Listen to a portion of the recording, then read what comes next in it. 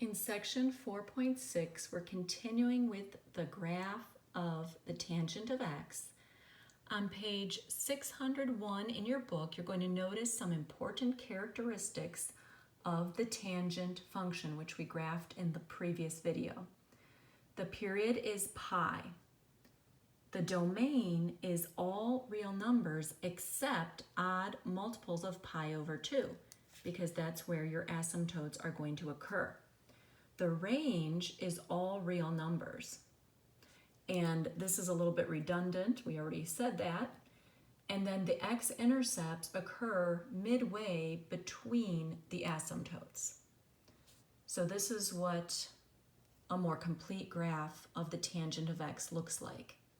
On that page, it also gives you some suggestions for graphing variations of that. So in the notes, we want to graph y equals 2 times the tangent of x divided by 4. Now, you can always make an xy table. So that's what I did for this particular problem. I plugged in x is 0. 0 divided by 4 is 0. Going back to the original, the parent function, the tangent of 0 was 0. Multiplying by 2, I still get 0. So what you can do is go back to the original function and then make adjustments on those values. So if you want pi, it's going to be pi over 4. Now notice I didn't pick things like pi over 2 or pi over 4 because I knew I was going to be dividing by 4. So I picked pi because when I divide by 4 here, if I go back to my original graph that I did in the previous video, the tangent of pi over 4 is 1, and then you multiply that by 2. So that's how I'm getting 2. And then the tangent of 2 pi over 4, that's the same as pi over 2, well, that's going to be undefined, which we did with our parent function. And so that's how I'm getting all of these values. And then I'm going to go ahead and graph it. And that's what it's going to look like. To graph y equals 2 times the tangent of 2x, notice I didn't pick the same values here as I did here. And that's because I'm multiplying by 2. So I did pick pi over 4. And when I multiply by 2, it becomes pi over 2, that's undefined. And then pi over 2 times 2 is pi is going to be back to 0. And I know the general shape of a tangent function. So this just helps me to locate the asymptotes. So now my asymptotes are at pi over 4, 3 pi over 4, and I know the general shape. And because of the 2 that I have here, then I know that I'm going to be going up to 2 here.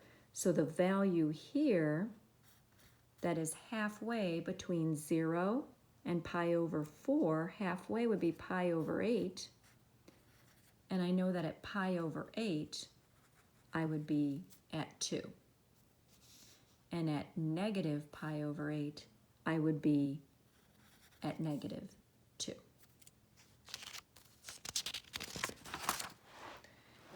The next graph on the next page of your notes, y equals the tangent of x minus pi over 2. So basically we have a phase shift. If you remember from the other videos, if I subtract, and that means I'm taking the parent function and shifting it pi over 2 to the right. So in the original function, I had my asymptote at pi over 2. But if I want to go pi over 2 to the right, that means I'm going to shift the asymptote over to pi.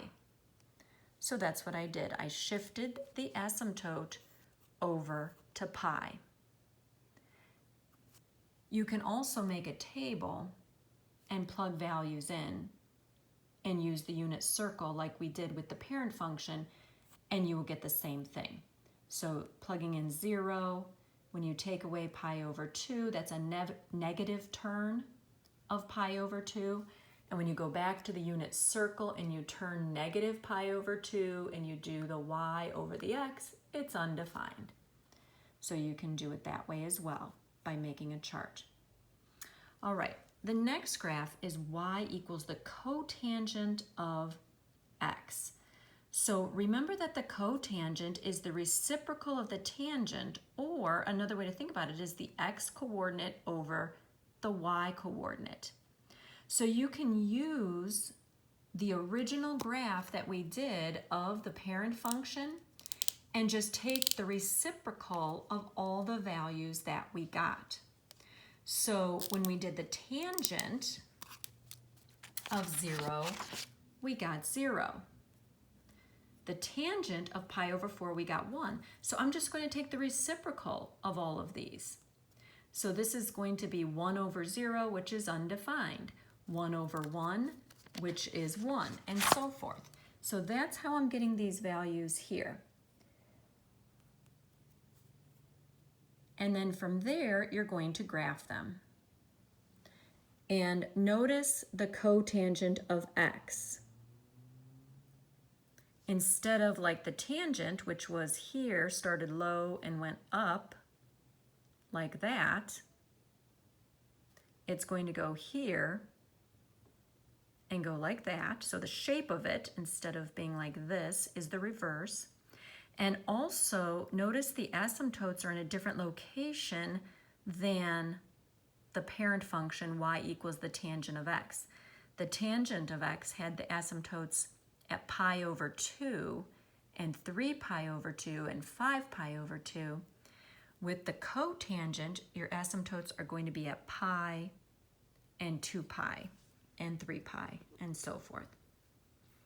If you want to do a variation of the cotangent, it might be helpful to use your shortcuts like we talked about when we were graphing transformations. The amplitude is 1/2. And then the period of the tangent function is pi. So you're going to divide by the coefficient of x, and that's going to give you a period of 2. So notice I have in my graph here, the cotangent has this general shape, as we learned from up here. And instead of the period being pi, it's going to be 2. Which means that every time I go to 2, I'm going to repeat this graph. So at 2, I'm going to repeat, and then at 4, at 6, at 8, I'm going to keep putting in my asymptotes and repeating this pattern. A new graph, y equals the cosecant of x. Remember that the cosecant is 1 over the sine. So if you go back to your parent function for y equals the sine of x and you look at your table for that, and you take the reciprocal of all of those values, you'll be able to make a table. And you'll be able to get the following values.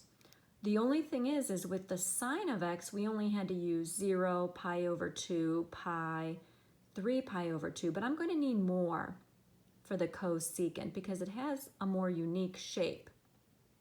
So I use pi over 4, and I want to do 1 over the sine of pi over 4, which is 1 over the sine of 45 degrees.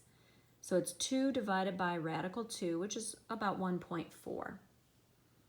And so for the cosecant of x, you're going to get something like this. The cosecant, you're going to have an asymptote at pi and at 2 pi, and then of course again at 3 pi and 4 pi and so on. And then it's going to look almost like a parabola and then like an upside down parabola. And then that pattern would repeat up and then down every time you advance pi radians.